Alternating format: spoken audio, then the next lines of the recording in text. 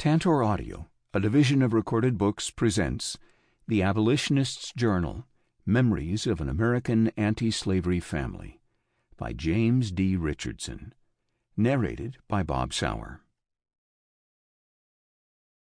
He hath sent me to heal the broken-hearted, to preach deliverance to the captives, and recovering of sight to the blind, to set at liberty them that are bruised.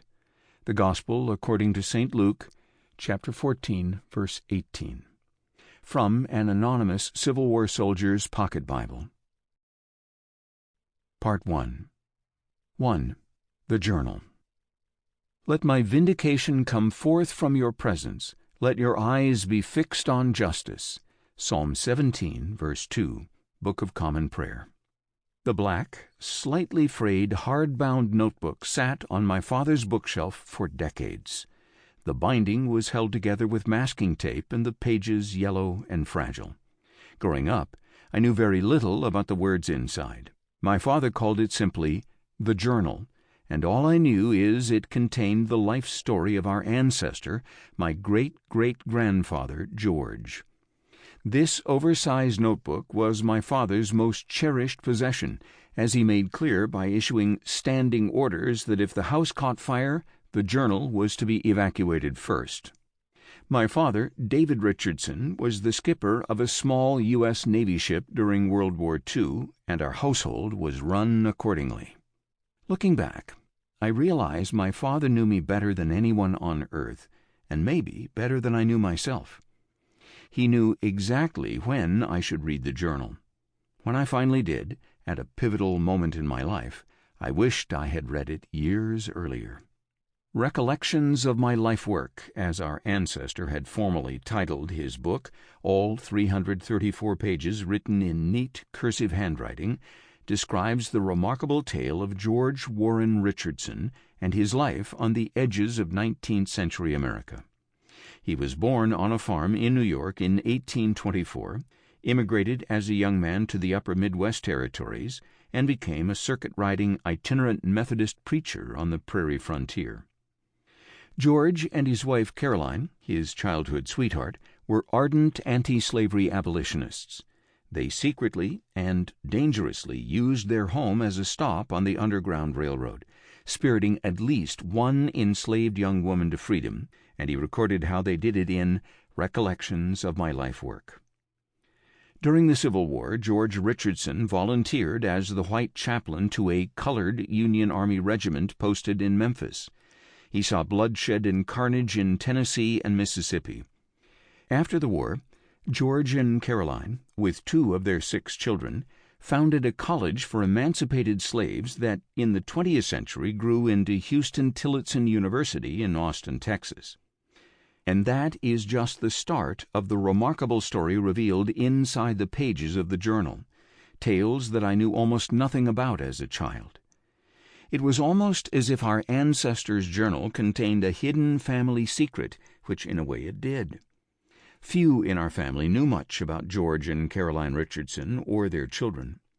My father and his sister Madge were the only people I know who had read his journal.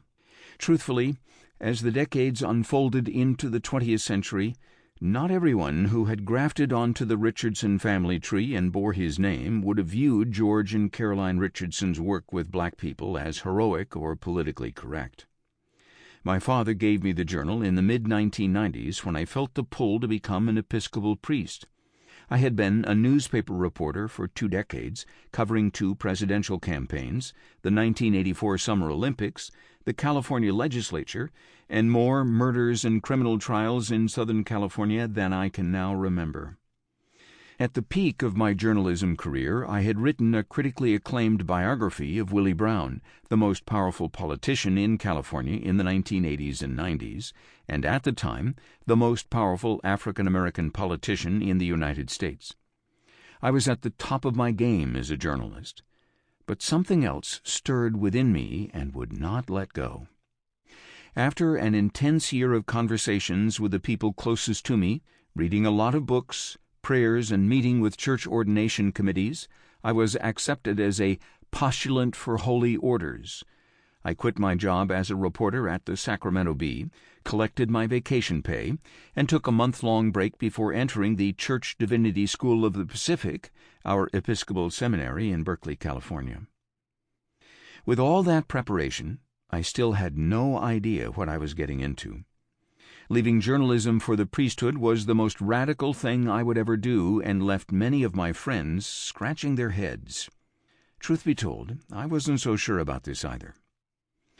Maybe that month-long break before starting seminary was too long. What had I done? I was in my mid-40s, going back to school, reading volumes of dense theology books, taking tests and writing term papers seemed, well, absurd. Sensing my struggle, my father handed me the journal and suggested that I read it before embarking upon my new vocation. I thanked him, but I felt too busy to read it. I did not look inside again until the weekend before the seminary academic year began, the very moment when I was figuring out how to beg for my job back. I did little else that weekend but read George Richardson's Recollections of My Life Work. I discovered that my ancestor had a flair for storytelling. His prose came without frills, in sharp contrast to the bombastic style of his preaching contemporaries. He was a keen observer of detail and had an ear for dialogue. He could have been a journalist in any age. He filled his pages with stories of war, white vigilantes, black schools, church politics, and frontier congregations. He wrote of adventures at Yellowstone in the early years of the national park. He recounted getting lost on horseback in Minnesota in the winter and the crushing devastation in the Mississippi countryside in the days after the Civil War. He wrote of life in black shantytowns, Texas panhandle cowboys, and Idaho Mormons. His is the story of our country. George Richardson's Recollections of My Life Work was handwritten over many years in 3 or 4 stages, sometimes in dark ink and in other places with ink so light it looks like pencil. Sections of the journal are written on both sides of the pages, while other sections are on a single side. Each page is beautifully scripted and easy to read more than a century after he laid down his pen. He made his last entry in 1907, his hand steady despite many injuries and infirmities of old age. The final entry was written by his daughter Emma, describing his last days and funeral. Throughout his journal, George Richardson made clear that his deepest passion was more than about winning a single battle in the Civil War or freeing a single slave. He saw his life mission as the salvation of African Americans from bondage, ignorance, poverty, sickness, and racial caste. "I am willing," he wrote an old friend 11 years after the close of the Civil War, "to let the Lord and the colored people of the South have the balance of my life, for this part of my life is so much clear gain." His motives grew from religious conviction. Bodies that were enslaved and minds that were uneducated could not read the Bible, and to him that was a terrible sin. But as he experienced firsthand the deprivations of war, racism, and poverty, his motives widened beyond abstract religious doctrine. Living and struggling among black people, his work became deeply personal. He wrote about Pastor Jeremiah Webster, his African-American partner in the Texas school. "I had learned to love him as a brother." The first time I read my ancestor's journal, I found myself filling my own notebook as if I were afraid his book would vanish from my sight. After closing the journal, I felt that I was somehow joining the family cause. The next day, I showed up for seminary despite my doubts and reservations, and his words were still reeling in my mind. I didn't know where this new road was leading me, but I knew my ancestor was somehow pointing the way. I still had many moments of doubt, even panic. I recorded in my own daily journal, "Someone told me to remember to pray." I replied, "I'm trying to remember to breathe." In those first few months of seminary, I did something more than study and breathe. I resolved to retrace my ancestor's footsteps and find the places he wrote about, no matter how long it would take. Indeed, it has taken 20 years, and there are still more places I have yet to go.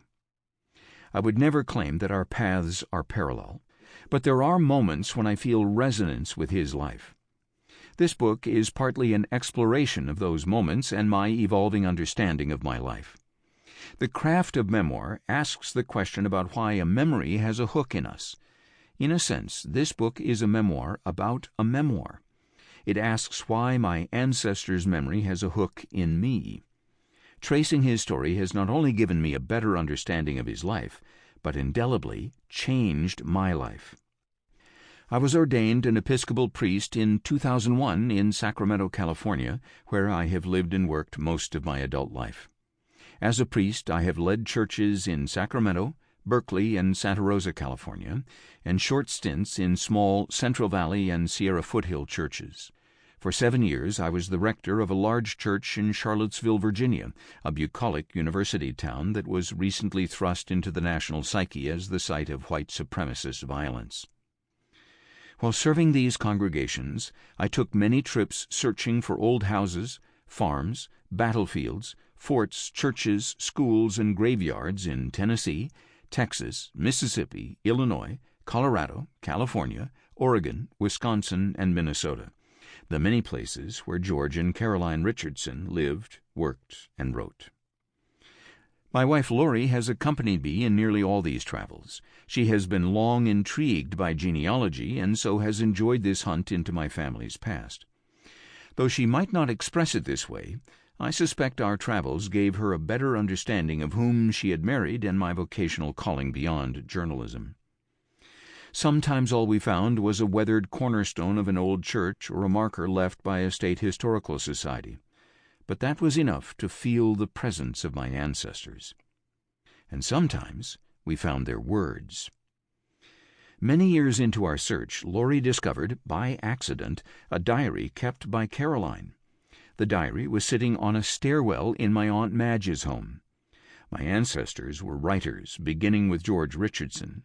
They wrote letters, lots of letters, many of them still in cardboard boxes stashed away in garages and attics. Underneath a pile of papers, we found a folder with letters written by George during the Civil War. At least 2 of George's sons wrote their memoirs. My grandfather Russell started his, but never finished. My father also wrote a memoir.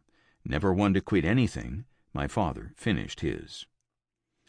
In writing this book, I've drawn primarily from George Richardson's finished journal, supplemented by these other documents. We found a partially completed version that appears to be a first draft titled Journal and Recollections of My Life, the likely origin of the book's moniker, The Journal. George wrote the draft inside unused pages in Caroline's diary.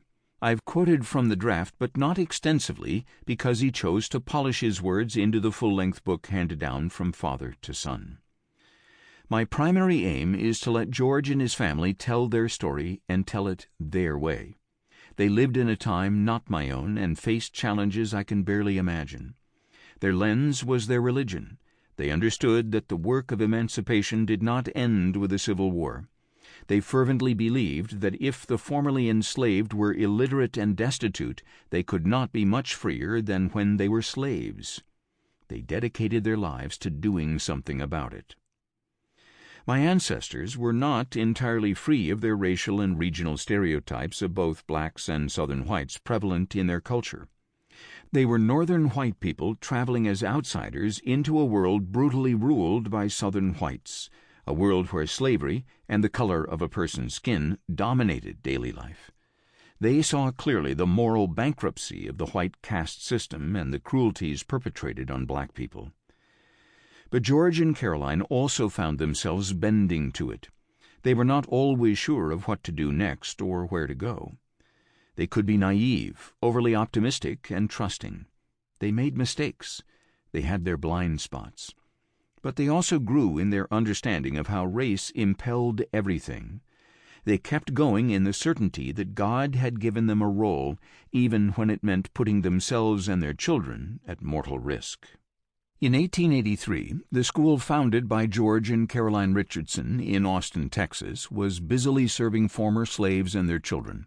But many, if not most, blacks in the region were tied down as sharecroppers and could not afford to move to Austin. So, if they could not get to the school, the Richardsons would bring the school to them. While Caroline stayed in Austin running the school, George rode a circuit through the Texas hill country, bringing books and lessons to impoverished rural black settlements. On one of these treks, George was tipped off that white vigilantes planned to ambush and kill him. Fearing for his life, he hid in the thick woods near a river. A black postal courier secretly stopped on his route to bring George food and news, the courier putting himself in mortal danger if he was caught. On one of his stops, the courier received a letter from George to Caroline explaining why he had gone missing. The words of George's letter were later recorded in the journal, describing how a gentle breeze blew open his Bible to Psalm 17. "Hear the right, O Lord, attend unto my cry. Give ear unto my prayer," the psalm proclaims. "Deliver my soul from the wicked." My ancestor told of how the words of the psalm gave him unexpected strength. "I read through it very carefully," George wrote to his wife, "and felt great comfort while reading, and great satisfaction in committing my ways to the Lord in prayer." Years later we drove through the hill country, searching for where George might have been hiding. From his description, we looked along the banks of the Colorado River, not to be confused with the river of the same name that runs through Arizona, meandering across Texas to the Gulf of Mexico. We knew we had to be close. Stopping along the river, we walked into the woods. A few yards in, we were invisible from the road. Gazing at the ground, I thought of my ancestor's loneliness and fear hiding in these woods. I also thought of his courage as he read Psalm 17. Back home, in the safety of my living room, I read Psalm 17 regularly, and usually the version in the Episcopal Book of Common Prayer. Whenever I read the psalm, I think of how the words so encapsulate my ancestor's life, and the second verse grabs me every time. "Let your eyes be fixed on justice." 2. Awakenings. We spend our years as a tale that is told. Psalm 90, verse 9, King James Version. Words came easily to George Warren Richardson. Drawing from his copious volumes of letters, notebooks, and diaries, words compiled over a lifetime, he began telling his life story to his journal simply enough. "I was born in the town of Concord, Erie County, New York, November 25, 1824, and lived at the same place until I was 21 years old." George Richardson's journal continues with his description of how his father Elijah, born in 1774, was a veteran of the War of 1812 and had settled in western New York as a blacksmith. He also owned a farm, but gave more time to his shop than to his farm. The Richardson family lived on the farm for 30 years. The region where George grew up had been colonized by European settlers in the 1680s, pushing out the Iroquois. By the early 19th century, when George was born, it was no longer frontier, but was still far from centers of commerce, government, and education. George had piercing brown eyes and red hair like his grandmother Ruth. He was the fourth of 5 children, with 2 older brothers, an older sister, and a younger sister. His "Recollections of My Life Work" hints at sibling rivalries and constant turmoil at home. The reasons are never explained. George especially did not get along with his oldest brother, Elijah Jr., with repercussions far into adulthood. By his own account, George was stubborn, outspoken, and intense. He was in frequent conflict with his father. George describes himself at age 11 as a rude and thoughtless boy, so much so that his parents sent him to live with an older couple, the Phillips. He was expected to help on the Phillips farm in return for his keep, and he did not expect to return home except for occasional visits. Little else is known about his experience working for the Phillips, but such arrangements for younger children in large families were not unusual in rural 19th century America. George did not write much in the journal about his mother, Margaret Payne, Payne, which he sometimes spelled Paine, but he mentioned she always maintained her Christian integrity even when others drifted into worldliness. She had converted George's father Elijah to her evangelical Christian faith, and he was eventually licensed as a preacher in the Free Will Baptist Church. George described his first childhood memories as religious impressions, and his father's preaching as filled with earnestness. George professed his conversion to Christianity in the Free Will Baptist Church when he was 7 years old, though did not record the details of how that came to be. My father and mother were very careful about the moral and religious training of their children. George described himself at an early age as especially fearful of God's wrath. I would go to the woods or to the barn and struggle a long time in prayer for pardon and a new heart, he wrote. I envied the animals their place, for they were not immortal. The Free Will Baptists were more than just strictly pious, but especially known for their fervent opposition to slavery. The sect's doctrine held that individuals should be able to freely choose salvation. By definition, the enslaved were stripped of their free will, and so could not freely choose salvation. To the Free Will Baptists, that made slavery an especially heinous sin against God. Souls in darkness were at stake, not just bodies in bondage.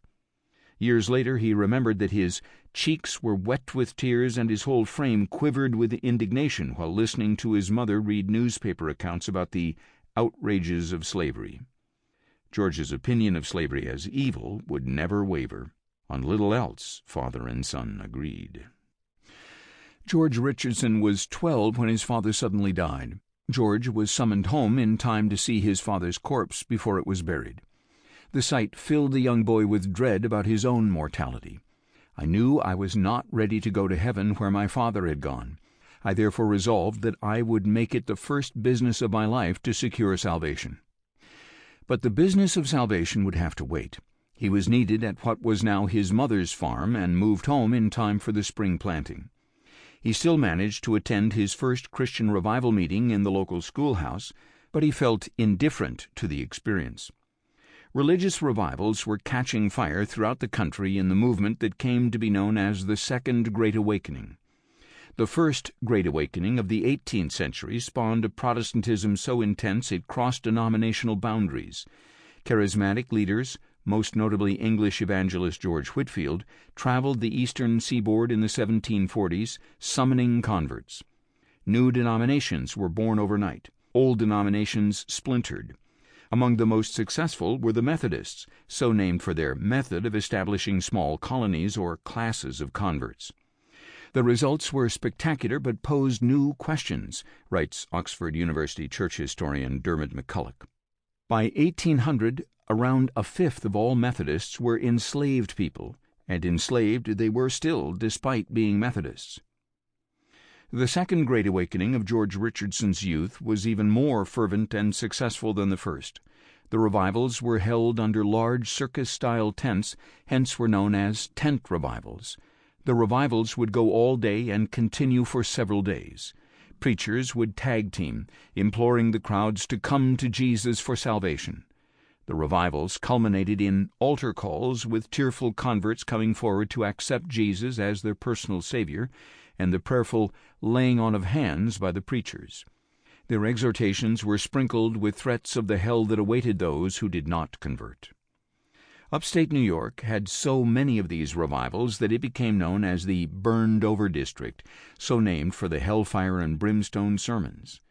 The revivals inspired an explosion of preachers and prophets of every imaginable stripe. Joseph Smith and the Mormons were among the sects spawned in the burned-over district. The tent preachers often referred to the revivals as sieges to defeat the devil, and doubtless the length of the revivals could feel like a siege. The format was so successful that American political party conventions copied them, creating a political liturgy recognizable to this day. In Erie County, New York, the Presbyterians, Methodists, and Free Will Baptists joined forces. Denominational differences were unimportant. George continued attending the tent revivals, and he began to catch the fervor. I began to pray more earnestly that God would show me my situation, and light soon broke upon my soul. I loved Christians as I had never done before. I loved the prayer meeting, and I loved to pray. He soon found a regular Saturday night meeting for young converts. We knew no church distinctions. At the age of 13, he made an adult confession and was baptized into the Free Will Baptist Church. As George Richardson was coming into adulthood in the 1840s, Frederick Douglass, the escaped slave who was the most eloquent abolitionist of the age, toured the burned-over district. George made no mention in his journal of Douglass, who was only 6 years his senior. But certainly the black abolitionists' words were heard sympathetically by the Free Will Baptists who shaped George's attitudes toward slavery and his future vocation. Faith gave life to young George Richardson. The farm did not. After his father's death, tending to the Richardson farm fell to George's two older brothers, Elijah Jr. and Nehemiah. George was sent again to live with another family. But in 1840, Nehemiah died, and George was summoned home again, this time to work as a farmhand for his older brother, Elijah Jr. The forced arrangement did not go well. Soon after, the older brother abandoned the family farm entirely and moved to Wisconsin. At age 16, George was the only male left on the New York farm. The care of the little farm came entirely on me. Among George's responsibilities was leading worship at the family altar, and he began to feel a calling beyond the farm. The new responsibility gave greater firmness to my religious character and habits and was a great blessing to me. With his elementary education completed, he made arrangements to supplement his income by teaching school in the nearby township of Collins. But, as a new teacher, George discovered he was not much better at basic subjects than his pupils, and so he resolved to obtain more education. If I could arrange to have my mother and sisters provided for, I would spend several years in school. In the fall of 1844, he was now 20 years old, George was admitted to Oberlin College. The school even offered him a job. Seeing his way out, he wrote to his older brother Elijah in Wisconsin and offered to forego his inheritance of the New York family farm if his brother would return to take care of his mother and sisters. It was not to be. My hope was doomed to a sad reverse, he wrote. His brother refused to return to New York. After a terrible struggle with my inclinations, I decided to remain at home on the farm and keep the family together. I could see no way the family could be cared for if I left. My duty to my mother was first, and I did not see how she could spare me, he wrote. I began to be resigned to the life of a farmer, but God had a way of changing my plans. Farming nearly cost him his life. During the harvest in November 1845, George caught his right hand in the cylinder of a wheat threshing machine. His hand was so badly mangled that his right forearm was amputated to 3 inches below his elbow. The excruciating surgery was done without anesthetic. I was perfectly conscious of every move of the knife and saw. Astonishingly, George recovered in 5 weeks with no infections, but with only one good arm. It seemed clear he could no longer be a farmer. By this apparent affliction, which I have often since counted a blessing, the whole course of my life was changed. He would become a preacher. 3. Daisy. Whatever white people do not know about Negroes reveals, precisely and inexorably, what they do not know about themselves.